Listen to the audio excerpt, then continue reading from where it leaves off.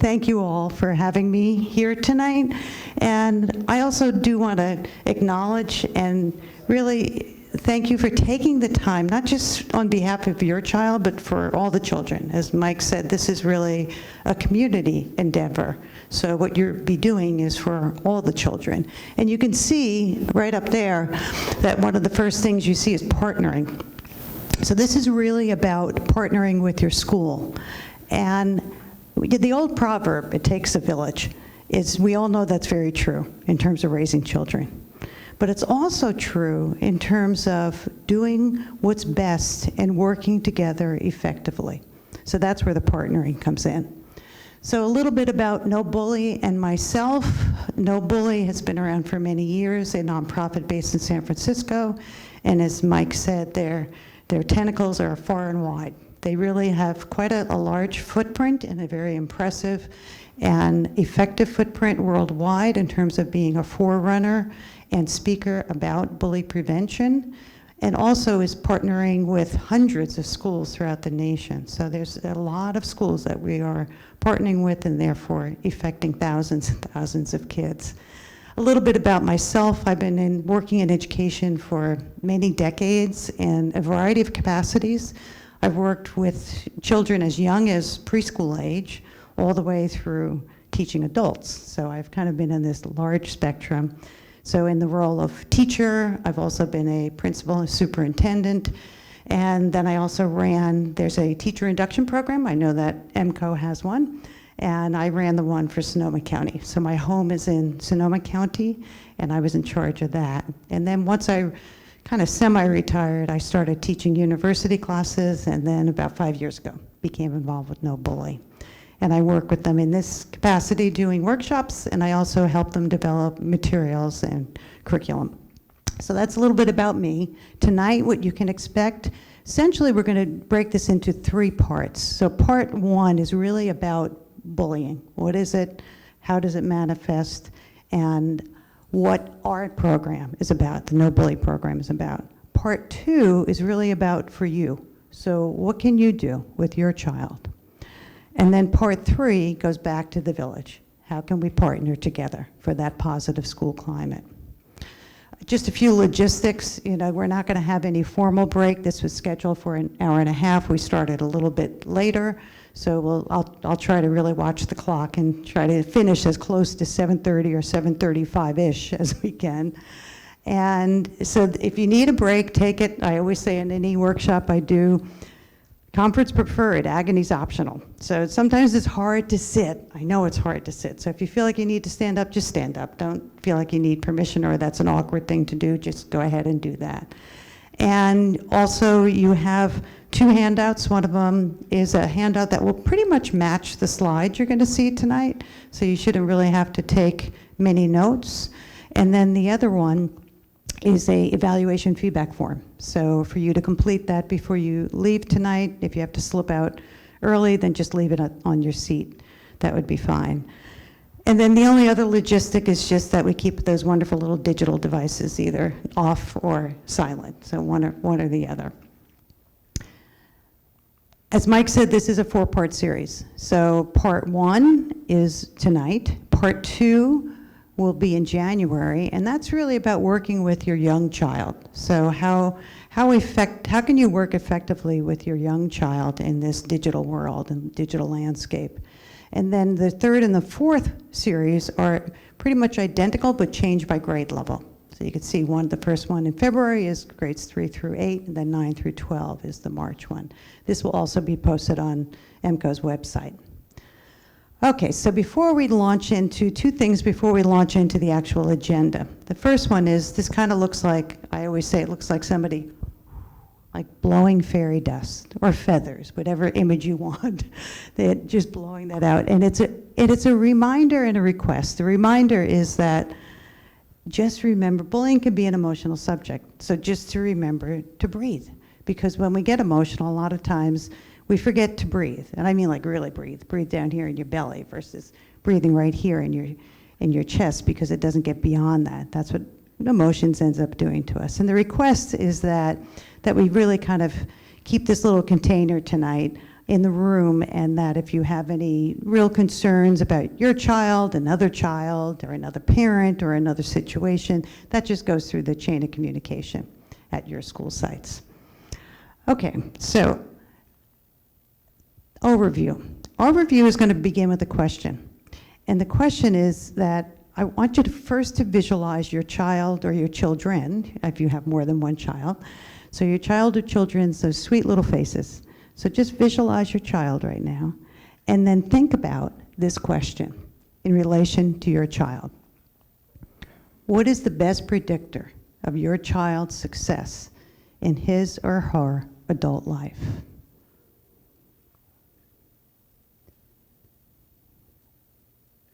Best predictor. Any thoughts, any ideas about what that would be? Say that again? A good education, yes, that definitely contributes. Confidence, yep, definitely contributes. Support, absolutely. Say that again? Oh, being present for your child, yes, yeah, that. Relationship with the parent, yep, the relationship gets very close to the best predictor. All of those definitely contribute, every single one of them. The relationship gets closest because the answer to this is actually the best predictor is your child's ability to make and sustain friends. And actually, let me take the S away from that. It could be one good friend, single friend. But it's not just making that friend, it's sustaining that friendship. And what that really speaks to is the fact that we really are social animals. We're all wired for connection. So even though we kind of come in the world and we we strive for being individual, I mean, you see that even in 2-year-olds, you know, I do it, when they're 2 years old and they begin to demand to do things themselves. That's great, you know, everybody has that. However, we're equally wired for that connection because underneath, we have this fundamental human need to belong and to be accepted. And for kids, that's even more fundamental when they enter school. So to see a visual of this visual will come out of Maslow's hierarchy of needs. And Maslow was a psychologist in the 1900s who in 1941 wrote a paper called The Theory of Human Motivation. And in this paper, he said, there are these fundamental human needs that our well-being as humans is predicated on our being able to meet these needs. And they start, and it's a pyramidal graphic, and they start with the baseline of these really basic physiological needs: food, water, shelter. You can't get more basic than that. Without that, because what he's saying is that you have to kind of move up the rungs in this order. So right above that is safety. So I have to feel safe in my environment. So as children are born into the world, that's a huge deal. That's why some kids, you leave the room, they might start crying. So as babies and infants, because they don't have that yet. They're developing that. So safety is really important. And then right above that is belonging. So the two very things that are completely marginalized for students who are bullied are safety and belonging. They don't come to school, they don't feel safe by any means. They certainly don't feel like they belong.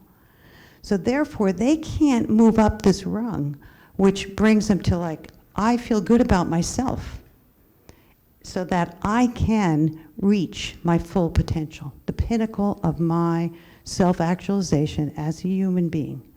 But it is predicated on all those rungs underneath. So that's like some of the psychological underpinnings of what gets in the way and what happens with bullying in terms of our human development. So how might bullying manifest? What types of bullying are there? Tell me different types of bullying that you know. There's 4 different distinct types. Verbal, yes. Cyber, yep. Physical. It's actually called, yeah, I know exactly what you're talking about. It's called relational. So you can see there's the 4 of them up there. And, you know, when I was a child, the old paradigm was that it really wasn't bullying unless it was physical, because you can see it. And then verbal came out more. Obviously, cyber wasn't around decades ago. And relational, I think, was always there.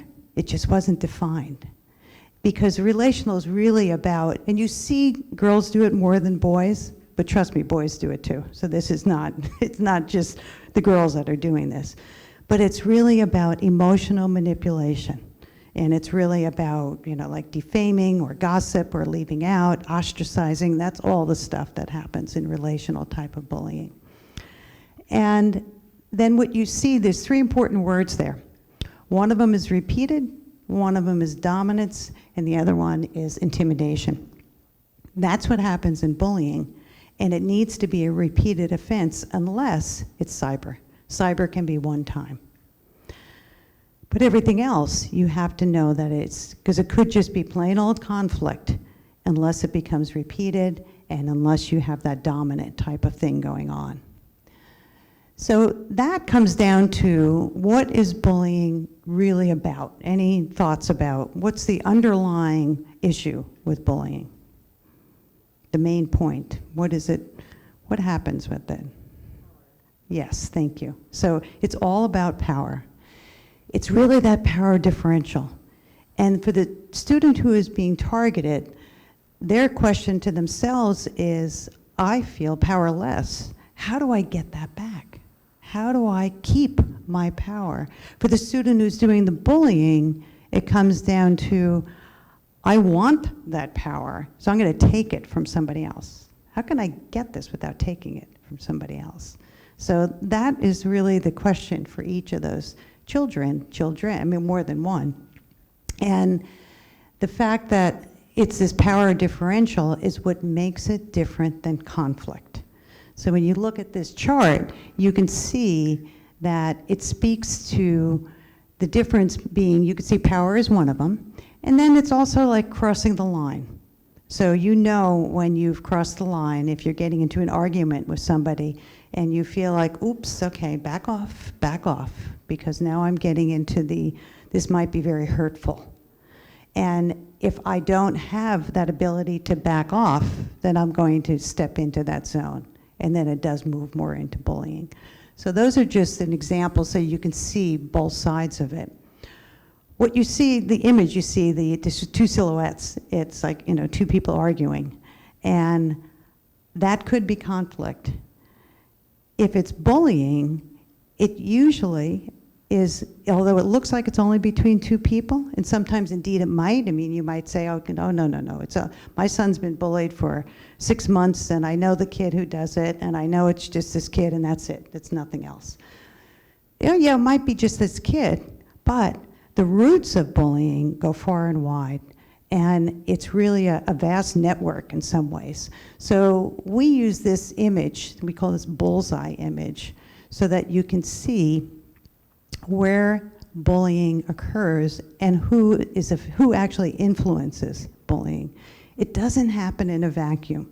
It doesn't happen just between 2 children.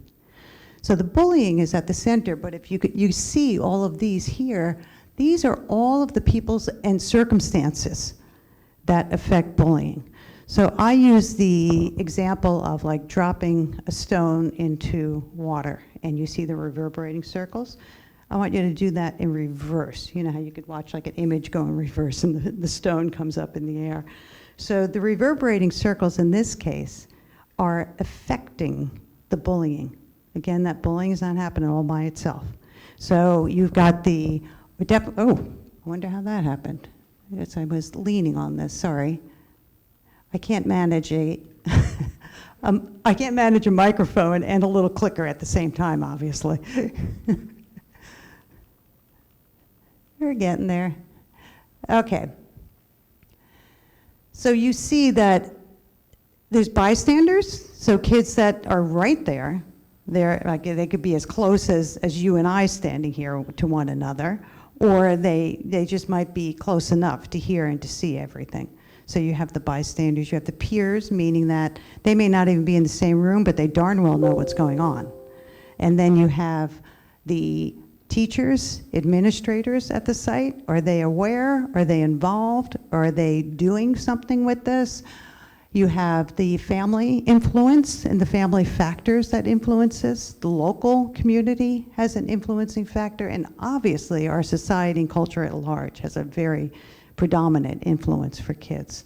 So that's why the question up there in terms of who and what, well, basically we all do. And no bullies, in our perspective, bullying is a social phenomenon. It is not just between the two kids. And unless you treat it as a social phenomenon, it will never change. And that's where we feel like we kind of step out a little bit of and do something a little different with no bully, which I'll describe in the next slide, the no bully system and what we do and why we do it. It's a 4-level system. You're going to get the Reader's Digest version, truly, because I could just do a whole workshop in just the no bully system and what it is and how it's used, which I'm not going to take the time to do tonight. So you'll get the abbreviated version. So level 1 is really all about being proactive. And it goes back to that takes a village proverb. So you have to proactively build that village in a way that everybody feels like they belong and they're part of it and they're accepted. So that's level 1, to create that inclusive culture. Level 2 is really about, I say, it's like nipping it in the bud. So you hear or you see or you know disrespectful, you hear it, you see it, you interrupt it. And we train staff, how do you effectively interrupt? So, and because what you're interrupting is really kind of called pre-bullying. So you're stopping it from crossing that line. So you're interrupting it. So that's the interruption process, and that brings us to level 3. Level 3 is the heart and the soul of the No Bully program. It is the solution coaches and the solution teams. So every school site, we train a group of adults at that school site to be solution coaches. And they are working with and facilitating a group of students who are the solution team. That solution team is comprised of the bully followers, and positive student leaders. Those kids are meeting on behalf of the targeted student. So the very student that the bully has bullied is part of the student team to help solve that issue, which might seem counterintuitive, or you might think, how could that possibly work? If this is for the targeted student, then, and the bully is in there, how does that work? It really does work, because and the reason why it works so effectively is because, as I said, it really speaks to the social phenomenal part of it, that this is a social issue. All those peers and bystanders, all the kids at the school know what's going on. And it isn't as if there's just this teeny little group. There's a lot of kids that know what's going on. So that targeted student will not be able to reintegrate with his or her peer group until the peer group is the one that works on the solution, hence the solution teams. Having been an administrator decades ago, I really wish I knew this program, because I could tell you, as a principal, I had those kids, those bullying kids, that would come in the office, there'd be some kind of consequence or punishment, something that would happen, it would stop it, and we'd be in this little merry-go-round. And he or she would be back, and we'd be on the merry-go-round. And now I can see clearly that it was just dealing with that behavior and stopping that behavior without changing the root of the behavior. So the solution team is what changes the root of the behavior. And No Bully's been collecting data for a long time, and they have over a 90% success rate.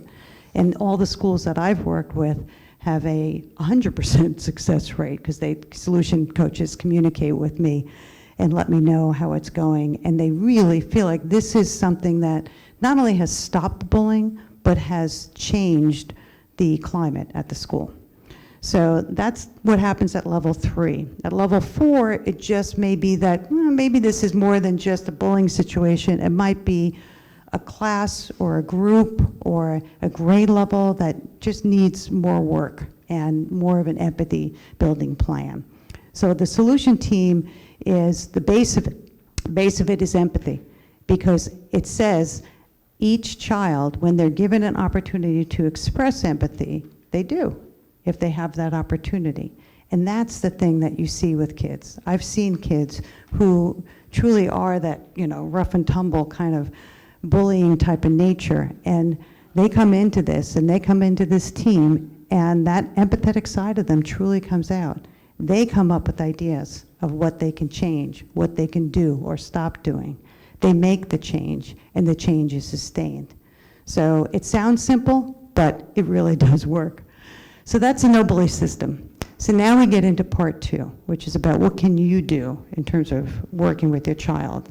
So just like level 1 of the no-bully system, which is really proactively looking at how do we create a culture that's really inclusive, same thing with you and your child. So one of the things that you can do is don't assume, we kind of assume that kids know what empathy and compassion mean. What does it mean? What does it look like? What does it sound like? Just don't assume that in terms of with your child. Have a conversation about that. Talk about, give examples of what looks like compassion or empathy.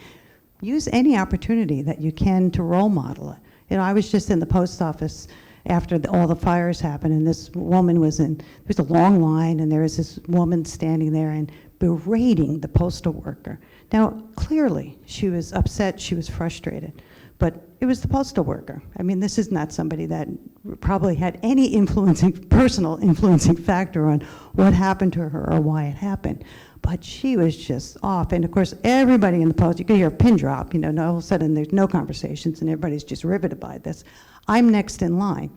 So when I woke up to the postal worker, I just said, gosh, I'm really sorry you had to hear all that. I hope the rest of your day goes better. He was very appreciative just to get that feedback. Well, if I had had a child with me, I would have said to that child when I walked out of the post office, so did you see, I would have had a conversation about that. So those are like a simple everyday opportunity that you may have just get in the car and drive away and forget that, oh, wait a minute, we could talk about how this is what happened. This is what happens when somebody gets frustrated, and this is how you can express compassion or empathy. The other piece is we all live very busy and demanding lives, and oftentimes conversations and listening with our kids is kind of like on the fly, and we do the best that we can.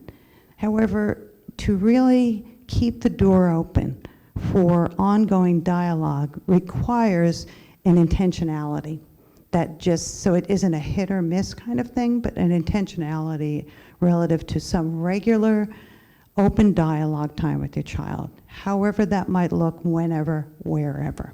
So your child needs that type, we all need that type of active listening, but your child needs it most of all.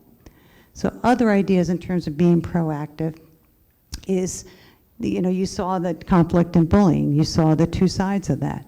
Have that conversation with your child. Ask your child, what do you think is conflict? What do you think is bullying? What makes them different?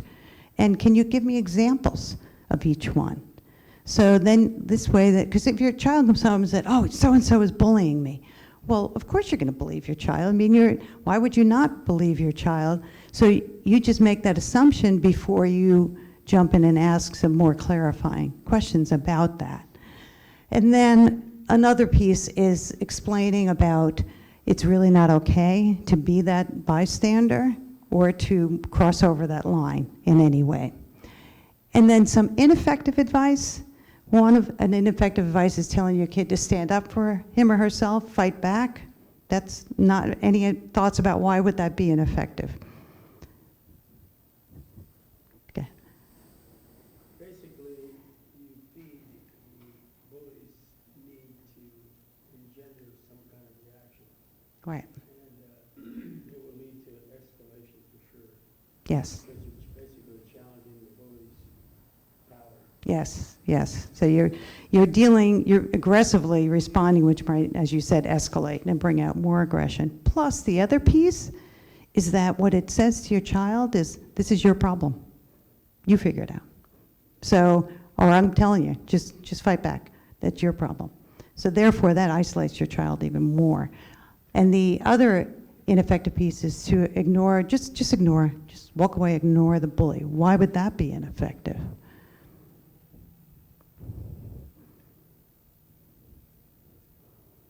Probably be interpreted as weakness, cowardice, whatever. Mhm. People will say, oh, okay, you're a chicken, so Right, right. continue to. It could escalate it, because it, just by avoiding it, it's not magically going to go away.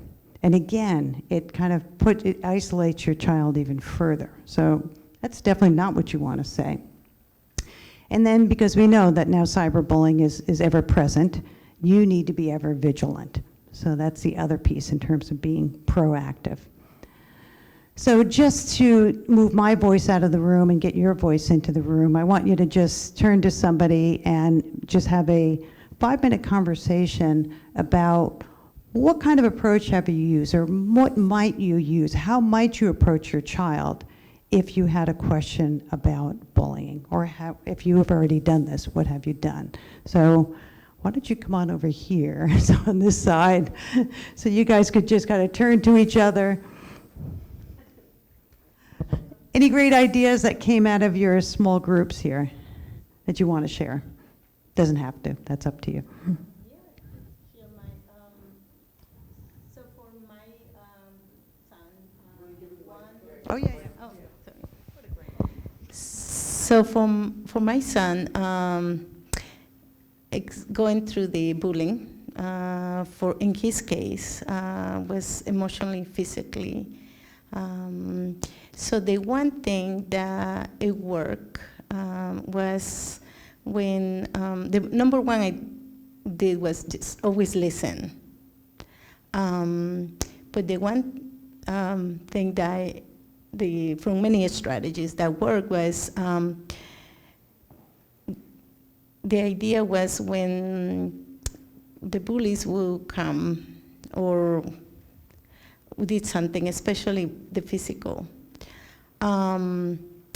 So my suggestion was to him that to use his strong voice to redirect the attention from him to the boy and the friends, and was pretty much basically say something like when they were about to, in this case, pinch him, and other kids were around, so other grown-ups don't see, to use his strong voice and says, "Your hands don't belong in my body."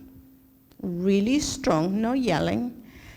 His reaction in the beginning was, "No, I will get in trouble." Number one, if it was in the classroom or wherever, I would get in trouble with the teachers for interrupting. So slowly, I would say, your teachers will understand. But my point was to get, for everybody, to attention to the kids or the kids who were doing something. It took a while, but eventually he was brave enough to try. And it took a couple times where, to the point, then I would say something like, "Why is it that you always want to touch me? That's not okay." So that helped him feel that he has power over the situation. Thank you. Thank you. Thank you for sharing that. You gave him his voice back, and I think that's what kids lose, because they don't remember the pyramid. They don't, that level of esteem, of confidence, of believing in myself, is they can't even imagine reaching there. So as you said, it took time.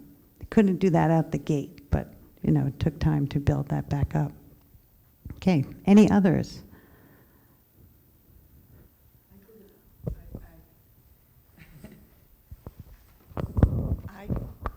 My son is 30 years old. It was a long time ago. He was bullied in middle school.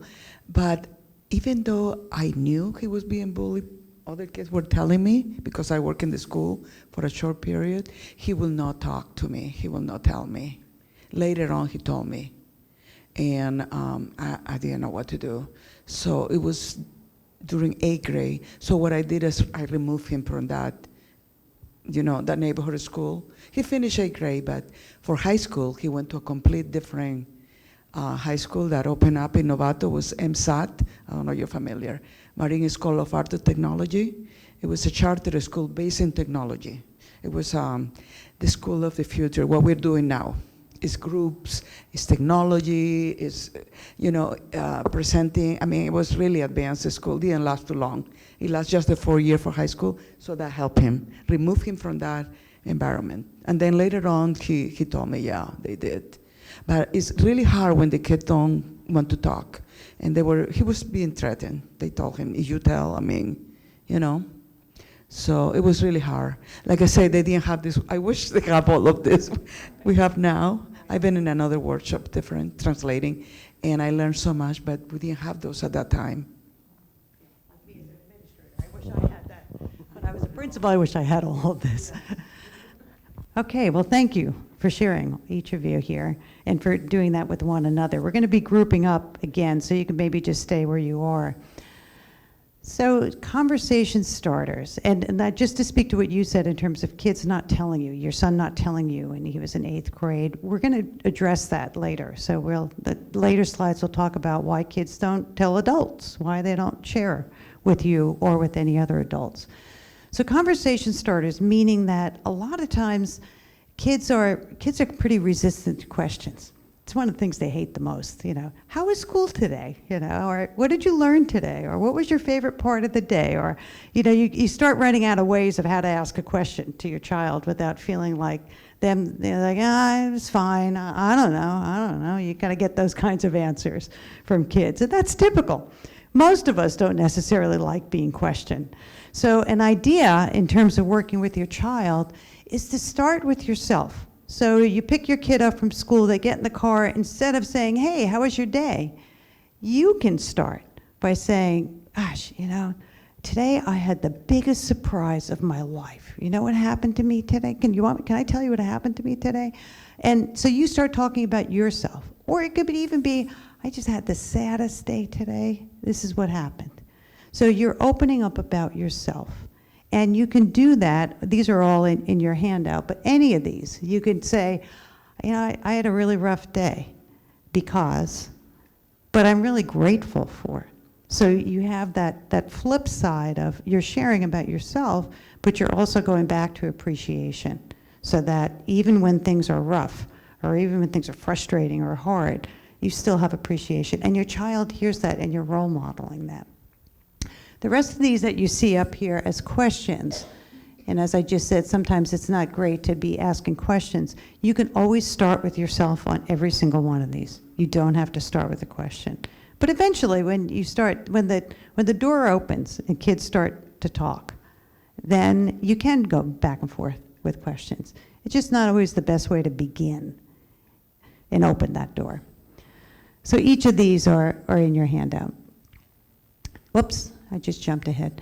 So in this section, so that we're in part 2 about what you can do, we're going to have 3 short video clips. This is first of 3. This is a 2-minute video clip, and it's from an organization called Ashoka. And in this video clip, Mary Gordon is the woman that begins speaking. I will apologize up front that the sound in the video, I think when they were recording this, there's like some distracting sound in the background. And she doesn't speak real loudly. She speaks kind of softly like this. So you kind of have to really strain to hear her, but you'll be able to hear her. So she starts by talking about empathy and beginning by saying, empathy is not like teaching your kid to tie their shoes. It's not a skill that you teach. It's something that you nurture and you cultivate. And she'll talk a little bit about empathy, and she'll also talk about some of the conversation starters that I just mentioned in the previous slide. I'm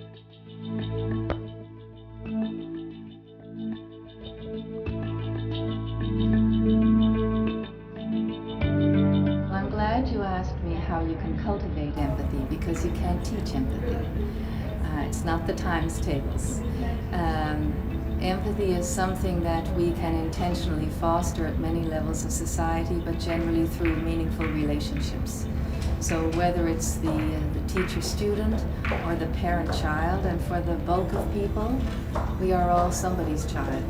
And if you are in a family relationship with a child, you have many teachable moments, if you will, or opportunities to cultivate empathy by, number one, sharing how you feel. We have to have what I call emotional literacy. We have to know what the feelings are, what the names of the feelings are, and help children understand how to express those feelings and how to interpret other people when they describe those feelings. So I guess what I would say as a parent, the advice would be that you give of yourself, you give of your feelings. Rather than lecturing all the time, children will learn far more when we share how we felt about something. As simple as saying, I had a very frustrating day at work today. Instead of interrogating the child, how was your day? If you say, I had a very frustrating day at work, immediately you engage the child because you've shared a bit of yourself. And say, I had an unsuccessful presentation, felt like a fool. Well, I promise you there's not a day goes by that some child, doesn't have a negative experience, but they don't tell us. And you can't develop empathy for the other unless you have meaningful experiences of this nature.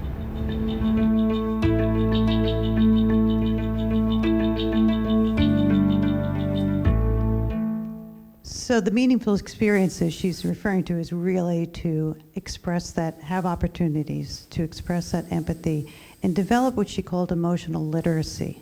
So we all have feelings, and kids, especially really young kids, are just learning how do you define emotions? What are they? And how would you describe those emotions? So it's really good to start that at a young age with your child. Remember that as adults, not just with your own child, but with all kids, you're always a role model. Even when you don't think you're being a role model, trust me, there's kids watching you. So I like the lady in the post office, for example. There were kids in that room at the time, and they all were, as much as everybody was glued to what was going on, those kids were watching like nobody's business. So you're always that role model. And going back to my example is use your everyday, any time that you could consciously teach your child about respect and empathy and role model that, do it. Sometimes what we do is, and I could use the example of siblings. So you have two kids and, this is siblings. They fight each other and they don't fight each other. They can be entangled and they cannot be entangled. But they might be crossing a line where they're really getting mean to each other or they're really being disrespectful. However, you just, in your own head, you just kind of dismiss it because you think, oh God, they really love each other. I know they love each other. 5 minutes from now, they're just going to be laughing and they're going to be running outside and doing something, which may be absolutely true. And you do know that they love each other. However, by not saying anything, then that condones that. So then your children don't know. They don't understand why that would not be okay in terms of crossing that line. So it's both our actions and our inactions that role model. So sometimes what you're not doing is also role modeling. And then in terms of managing our coping skills, we've had a lifetime as adults to manage and practice coping skills. Kids haven't had that much. So they're just learning how to deal with, conflict is part of everyday life. So kids need to learn, how do I deal with conflict or frustration, or when they get really angry, what do they do with that? How do they cope with that? So that's another thing that you can role model for your child. This one I think is almost 4 minutes. This comes out of Harvard and it's called a Caring Common Project. And it's really about, as a parent, what can I do so that my child is more thoughtful and respectful and caring? So this I will, there we go.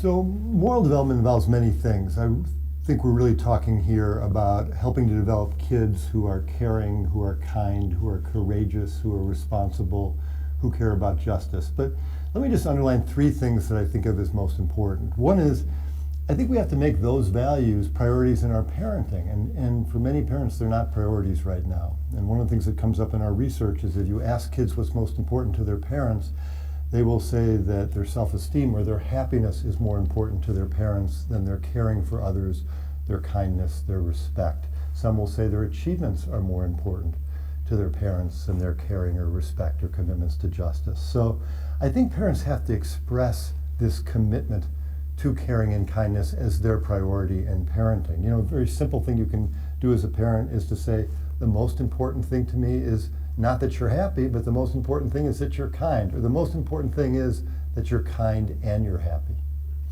And in day-to-day ways, I think you can emphasize kindness. You know, you can not let your kids write off friends that they find annoying. You can ask your kids to reach out to friendless kids on the playground. You can make sure that your kids are respectful to your friends. You can make sure your kids write thank you notes, things that might not be so fun to them or might not make them happy in the moment, but are things that build their capacity for respect and care and kindness.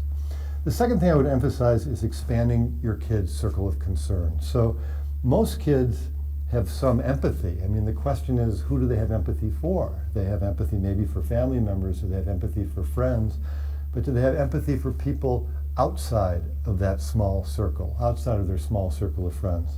Do they have empathy, and are they kind to the waitress, to the bus driver, to the custodian, to school secretary? Are these people on their radar, in their moral awareness? And how do we make people who can be invisible to kids visible? And how do we help kids value and humanize those people that have been invisible to them? Often they're people that are different in terms of race, class, culture. They have a disability or difference in gender, difference in sexual orientation. I think the third thing that we really need to be attentive to as parents is what we are modeling for our kids. Are we kind to the waitress, to the bus driver? Are we appreciating the waitress and the bus driver? Are we contributing to our communities? When we're interacting with our kids' school, are we just focused on our own kid? Or are we focused on other kids in the building and on the community? When we're at sports fields with our kids, are we just focused on our own kid? Are we focused on other kids on our kids' team, or on kids on the other team, or on the well-being of the referee? Are we focused on the larger community?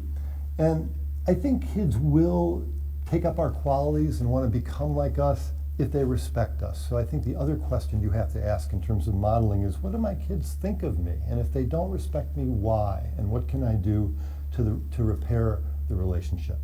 And finally, it's very important, this is a hard thing to do, to get feedback, I think, from people that you really care about and respect about what you're modeling. So when my kids were born, I asked a very close friend, I certainly asked my wife, if I'm ever modeling something for my kids that you think is really damaging to them and I'm not aware of it, please tell me. And again, I think that's a very hard thing to do. We're all sensitive about this, but it's really important, I think, to get feedback occasionally about your parenting.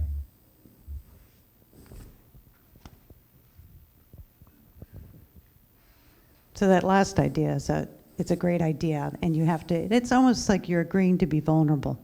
So when you ask for feedback, all of us, everybody is always a little sensitive to getting feedback, even if you welcome it. It still is, there's a sensitivity to receiving feedback. But it's an important thing to do, to ask, as he said, of course he asked his wife, but close friends too. If you ever see something, if you ever notice, and I would add to that, not only something that I'm doing that might seem harmful, and not like, necessarily directly harmful, but indirectly harmful, but also the inactions. So it's also what I might not be doing or saying. So I want you to you could stay, go ahead.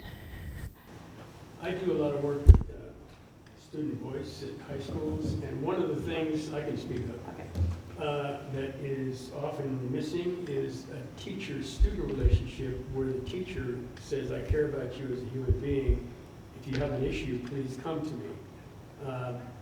And that, in a situation where there's bullying going on, can be problematic, because if a kid doesn't feel like there's any adult that they can go to that will open up to them and listen to what they have to say, it's bad news.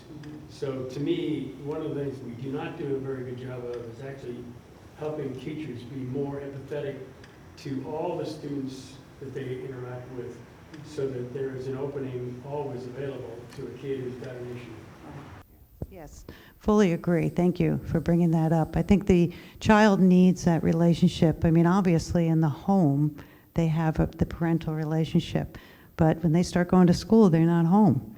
So they need that trusting relationship. And it doesn't necessarily have to be with their classroom teacher. It could be with any adult on the campus. So definitely is something to cultivate within all staff at a campus. So in your little groups, I want you to, and I'll just check in with you on times, it's a small group, is to talk about three things. The first one is empathy in terms of cultivating and role modeling it. Second one is coping skills. And the third one is open-ended dialogue.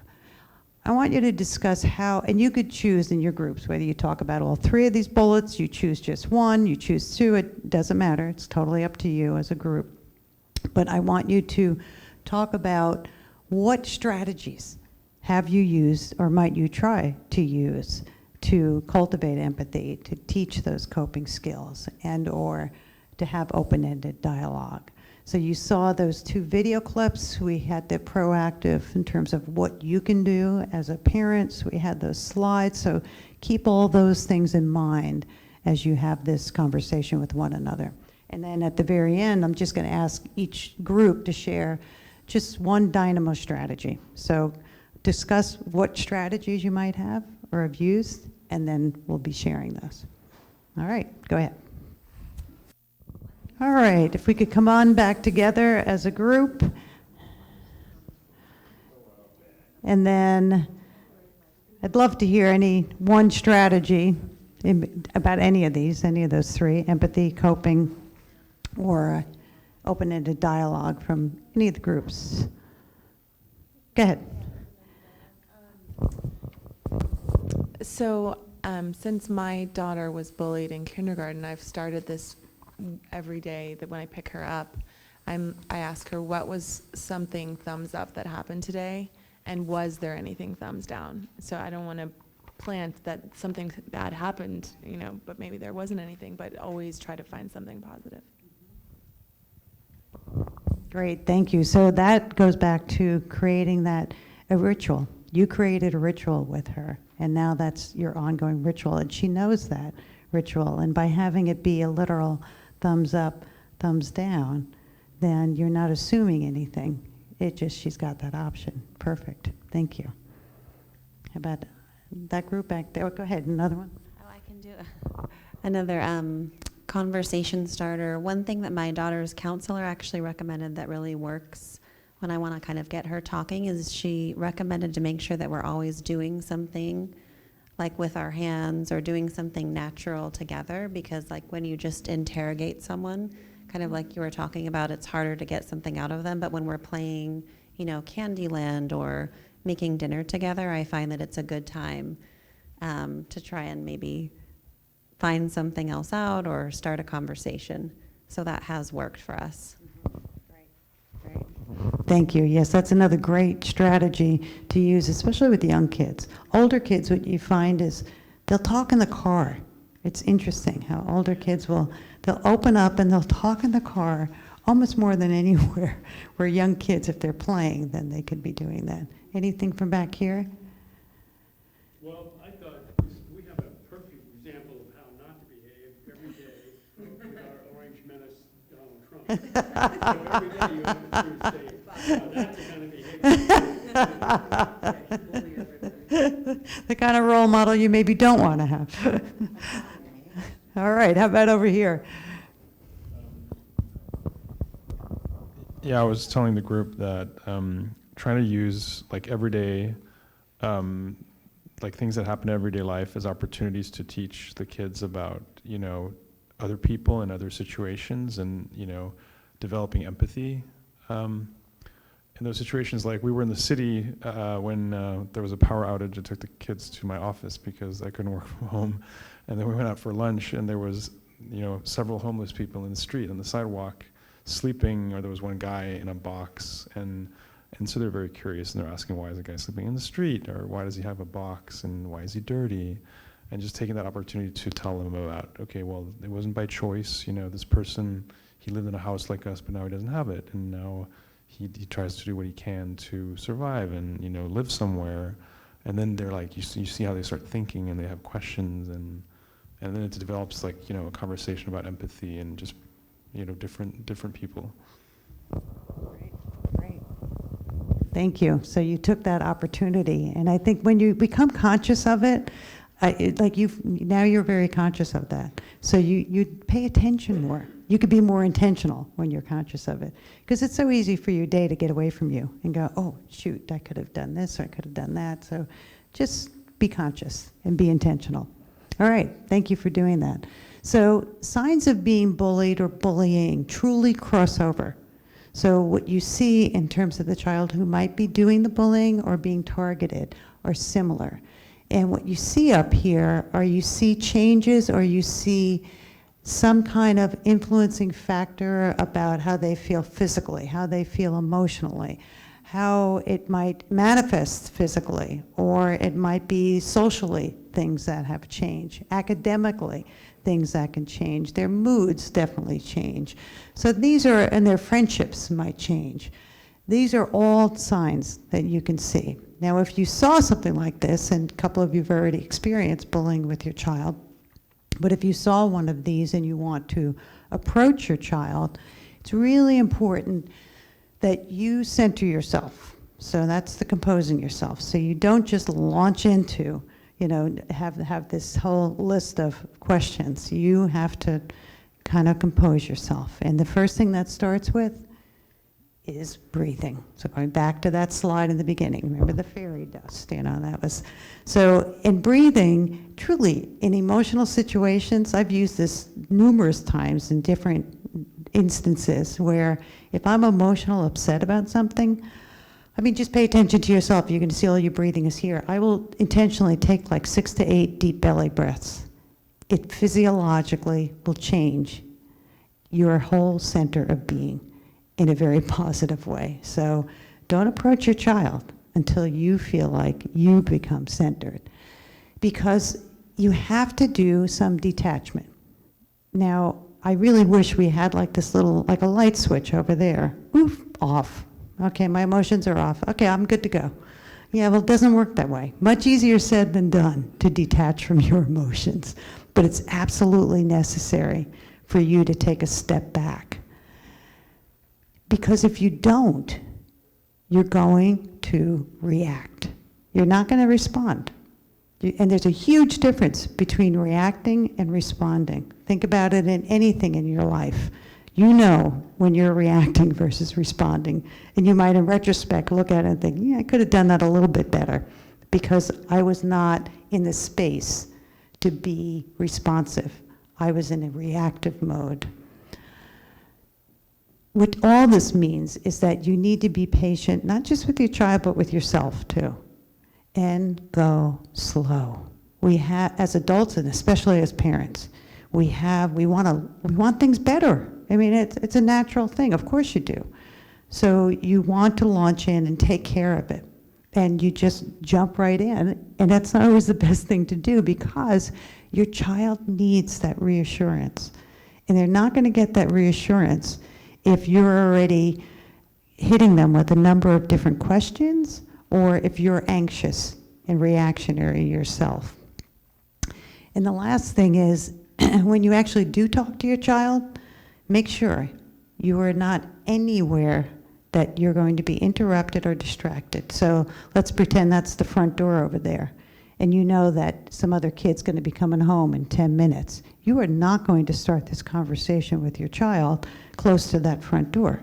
Or over there, the TV is on, and you can hear it, and maybe even see some of it a little bit.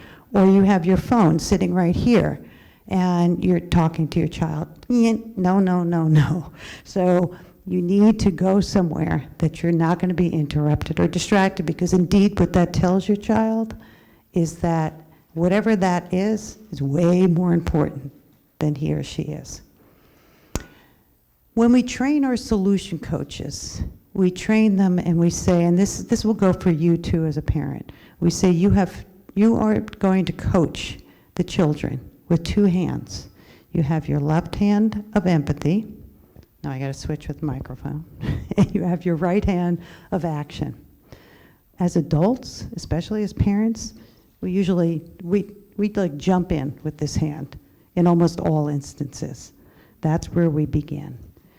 If it means that you literally put your right hand in your back pocket and sit on it, then that's a good strategy, because you really need to and want to start with your left hand. Kids need to know that not only are you listening, but that you hear them. Because listening does not mean that I heard you. If I'm going to be actively listening, I have to be listening so that I can paraphrase what you have said. So when your child is launching into explaining something that's going on, and you're listening to this, oftentimes you already have 6 questions lined up to ask your child. You know, put those questions aside, because one of the you'll do, oh, that just cut out. One of the first things you'll do as you're listening is to paraphrase. So you might paraphrase by saying, wow, I'm really sorry to hear all of this. That was a lot. And you know, the look on your face is telling me that you're really sad about this. Is that might be what's going on for you? So you're not starting with the question, you're expressing what you think you heard and you saw, and your kid might say, yeah, I'm really sad about this, and you know, I don't know what to do, or he or she might say, no, I'm not really sad. I think I'm more worried. You know, you don't assume that you know, because then if you haven't paraphrased, then you might launch into your right hand solving something, and you're not even accurate with what your child is feeling. So that is the reason why you start with your left hand. And then I call it the difference of listening to speak versus listening to hear. So when you're listening to hear, you're using your left hand. When you're listening to speak, you're using your right hand. Because if you're going to listen to speak, you're already formulating what you're going to say, why you're going to say it, how you're going to solve this, and what the questions are, and what step 2, 1, 2, 3, and 4 is. So you don't want to just start with the left hand. Why would you, I'm sorry, not just start, just stay with the left hand. Why would just staying with the left hand be a problem?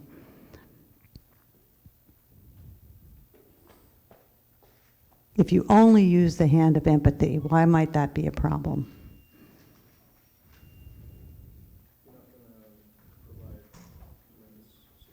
Yes. Yes, you need the support beyond listening. So you don't want to just continually be in, you need this. And you might stay here for a while, by the way. And there's no like specific timing here. And then if you only use the right hand of action, why would that be a problem? If you forgot your left hand.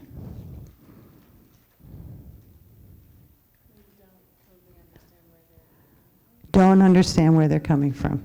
You haven't really listened to them. So you see that you really do need both. It's not like the right hand is a bad hand, it's a great hand, but you just don't want to start with the right hand. And then the other thing to remember in all this is just don't forget to breathe, because that's where you started from.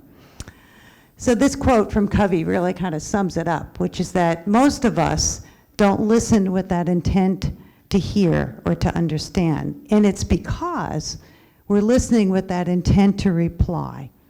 So just watch yourself. I just challenge you in the next 48 hours, watch yourself. This isn't just with your child. When you have any conversation with somebody, watch what you're doing in your head and question yourself. Am I listening to hear? Am I listening to speak? And oftentimes the other thing that we do is we start talking about ourselves. Oh, I know that, or I was there, or I try to respond without using the word I. It's challenging. All right, so I said we were going to talk a little bit about why kids don't tell adults. Tons of reasons why they don't.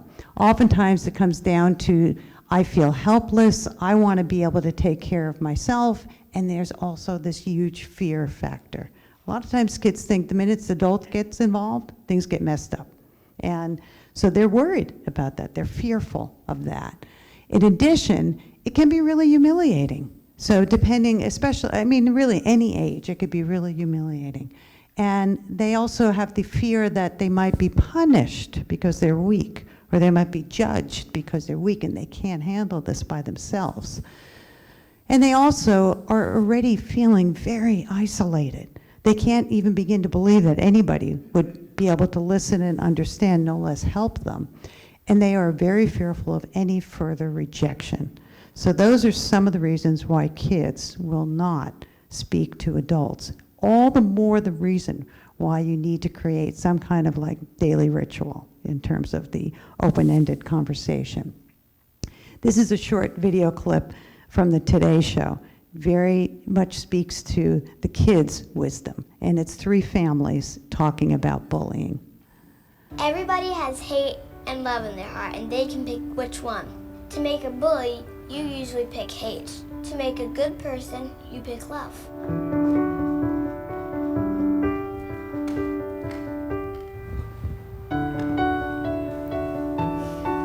Hi, Camilla. Hi, Daddy. What do you know about bullying? A bully teases. A bully physically hurts people and does other things that aren't really nice. It could be emotional stuff, like hurting people's feelings. I think it's mostly like just somebody making other people feel bad about themselves. Do you know that I was bullied when I was a little girl? When I moved to my new town, I met a girl I thought was my friend, and she was nice to me at first. She came to school one day and said that she was having a birthday party and told the entire class that I was only invited because her mother was making her invite the new girl. You know, I grew up with the name Kwaku Moody. It wasn't a name like Mike or Tim or Bill or whatever. So I used to get made fun of a lot, and it would make me feel really, really bad about my name. I used to want to change my name. Can I tell you something? When I was your age, in 1st grade, I was a bully. How does that make you feel to hear that? Well, I was going to expect you to say the opposite. Yeah, I wasn't the nicest kid. I was angry. My dad had just really left my life. And so I unfortunately took it out on other people. It was a really important lesson for me to learn that I need to treat other people the way that I want to be treated. And you're doing a very good job of doing that, so. If you could say something to a bully your age, what would you say? It's not cool to make people feel sad just because you feel that way. If you see a bully, you have to stand up to them and say, that was not nice. But isn't that sometimes scary? It might be, but you have to be brave. There's no other way around it, unless bullies are going to take over. Why do you think bullies act the way they do? Their home lives aren't very supportive. Their parents, they just don't have the opportunity to show the attention and love that this kid needs. Maybe they don't have any friends. They feel like they need to bully to be anything at all. Do you think that a bully deserves a little bit of sympathy sometimes? Definitely. They're not always mean because they just want to be. There usually is a situation behind that. I'm very proud that both of you are not only able to recognize or be kind to someone who's feeling bullied, but I'm even more proud of you for recognizing that the bully deserves kindness too. I think that that makes me as a mother, I'm really proud of you. Every single person on this earth is different. But at the end of the day, it's that uniqueness that makes us really special. So it's never a thing to be made fun of.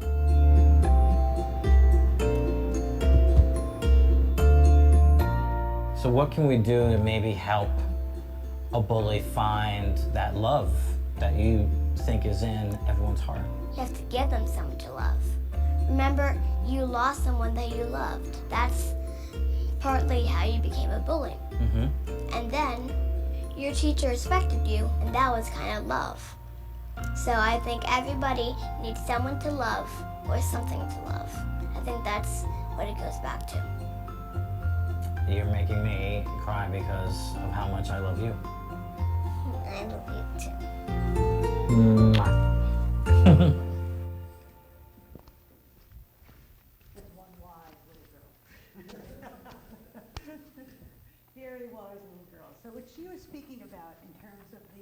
love and hate being inside of each of us, is really this dueling part of our nature. And it goes back to a story. I'm sorry, I forgot the microphone. It goes back to the story that we share with our solution coaches when we train them. And it's a Cherokee story of a grandfather and his grandson, and his grandfather is telling his grandson, inside of each of us, there are two wolves, and they're always fighting. There's the wolf of kindness and compassion, and there's the wolf of aggression. And the child, the grandson, very excitedly says to his grandfather, well, but which wolf wins? Which wolf wins? And after a pause, the grandfather looks at him and he says, the wolf that wins is the wolf that we feed. So it goes back to what that little girl said. Are we going to feed love? Are we going to feed hate? And that is what brings out. And it's really our neuroscience and evolutionary biology has found that, yeah, we're equally wired for the altruism and for the self-interest. And we need both, but that we really have both. And that is the dueling part of our nature. We're going to skip this. I'm going to kind of move through part 3. We started 10 minutes late, so I don't know if you guys are okay with 10 minutes, or do I really move through this like in 5 minutes? You're good? You're good? You okay? You have to go and probably, okay. So I'll just move through this as quick as I can, because this is the part about the village and the partnership in terms of the climate. So the school climate is really it's just like think about your family climate. It's really a very similar thing. You work on it together. It is based in a really positive school climate, has that wolf of kindness and compassion, and it has empathy. And it really is a reflection of how we do work together. When you contribute to a school climate that's really positive, you can do it in several different ways. One of the ways, this is just an example, is making it a team effort. And when you introduce yourself to your child's teacher or to anybody at the school, it could be a gesture as simple as, instead of just, hi, my name is Joseph and I'm Cole's dad, it could be, hey, my name's Joseph, I'm Cole's dad. I'm really looking forward to working with you in partnership this year on behalf of Cole. So it's right away, it gives that message that I want to be your partner. And remember that we have to give each other the benefit of the doubt. Trust takes time, and it just takes time to build that with one another. So here's an example of reactionary versus responsive. And oftentimes, when we're confused or we're upset about something that may be happening at school, we go into that reactionary mode, that snap judgment mode, or we don't even ask questions, we just make accusations. So resist that, and remember that there could be kids that are hearing what you're saying. You could be outside in the parking lot, and you don't know that there's 6 kids over there within earshot, so they're listening to every single word you're saying, or they're really seeing the nonverbal part of what you're displaying with your bodies. Your own child is also a very keen observer. What your belief system is about the school and or the staff will be adopted by your child as well. I'm going to skip this one.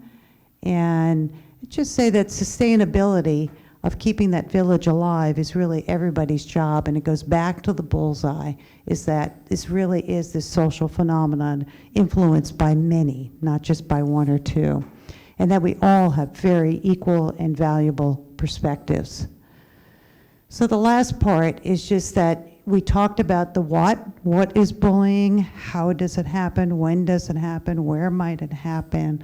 We talked about what you could do in terms of as a parent, and the culture, how you sustain change, maybe within yourself, within your relationship for your child, and within your relationship with the school.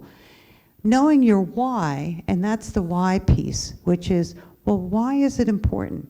Why is it important for me to make that kind of commitment to myself, to my child, and or to my school? That really helps sustain that kind of change in all of those circumstances. This is just the last thing that we have, which is this is a 3.5-minute video clip from Michael Jr., who happens to be a comedian, but this isn't necessarily a comedic act here. So if you can stay for it, please stay. And if you can't, there's a link for it in your handout. You could look it up and watch it yourself. But right at the end of this video, there's just one more slide with next steps. And so I'm going to close with this. And if you can stay, please do. How do I know? A lot of people, when they think of the phrase, how do I know, they always want to put the what behind it. How do I know what I'm supposed to do? The question that you really should ask is, how do I know why I'm here? Because when you know your why, your what becomes more clear and more impactful. If you know, like for instance, people know that I do comedy, but that's what I do. My why is to inspire people to walk in purpose. So I can do comedy, I can write books, I can be in a movie, because all of it is motivated by my why. In fact, I have a new web series out called Michael Jr. Break Time. We probably just did the 6th episode. It's on YouTube. So every single Wednesday at 3 o'clock, we drop a new episode on YouTube of Michael Jr. Break Time. What it is it's me. I travel around the country and I do stand-up comedy, in case you didn't know. And in the middle of my comedy set sometime, I'll stop and just talk to my audience. And we've been filming this, and it's, you know, it's pretty cool. So we're in Winston-Salem. I'm gonna show you a clip from Winston-Salem. And I'm just talking to this guy in the audience, and he tells me that he's a musical instructor at a school. So I was like, all right, you're a musical instructor, you know, can you sing? Let me hear you sing a song. So this is what happened at the last episode of Michael Jr.'s Break Time. Check it.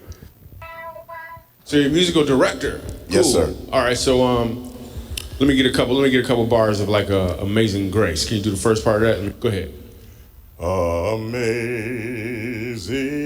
grace, how sweet the sound that saved a wretch like me. Wow. That bro could sing, you know what I'm saying? All right. Now, what you give me the version is if your uncle just got out of jail, you got shot in the back when you was a kid. I'm just saying, let me see the hood version real quick, if you know which version I'm talking about. Just see if that exists. Let me see what you got. Amazing grace, how sweet the sound that saved a wretch like me.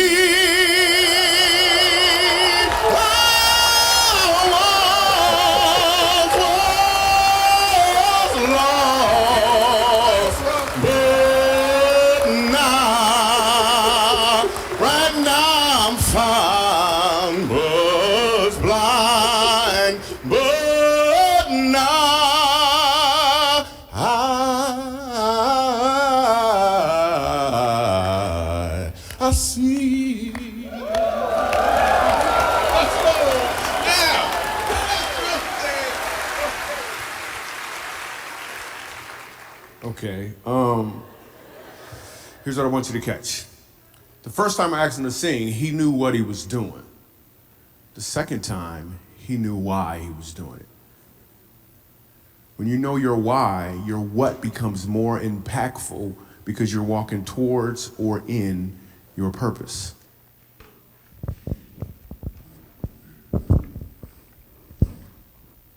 So just to close, the what, you know about the what. It's your why. It's your why that matters in terms of what you do with your child, for your child, and that to try to take that why, the passion that you heard in there, that was incredible, the amount of passion that came through with that why. So to take your own passion and to be an active partner, not just with your child, but with your child's school, to cultivate and model that empathy, to take the time to have some type of ritual that you have an open-ended conversation with your child and you have that dialogue regularly and commit to something that you're going to, way that you're going to commit and help sustain a positive school climate at your child's school. and then share those ideas with your child's school. So thank you for being here. Just closing little quote there. Thank you for being here tonight and for taking that time. Appreciate it. And for staying the little extra minutes that we started late to go over here. All right. Good night, everybody.